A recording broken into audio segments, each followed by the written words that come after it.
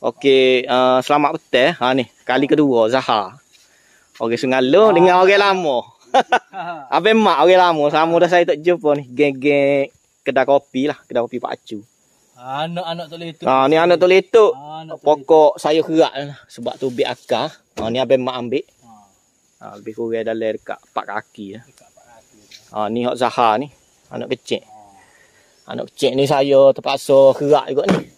Dia booking. Sebab dia booking. Tu pun dia nak suruh kerak. Saya tak berani nak bui lah. Sebab banyak ke mampu lah. Bila tanah dia perlu air yang cukup. Tu Booking 4 pokok lagi. Sebab dia polybag kecil.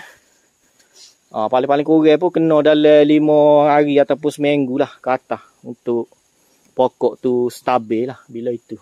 Ni gonyik bawah ni pun nak tobik ni. Tobik dah tu. Tembus dah ni.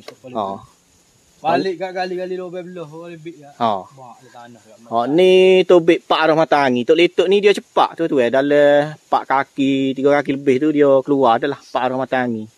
Dia tak macam kunyit dengan duite. Duite ni banyak ke kalau dia macam sisi ikan, kalau tak jadi banyak ke dia orang kerak. Besar-besar ngel lah molek kerak baru dia tobik pucuk baru tu tobik Pak Arah Matangi. Dia gitu.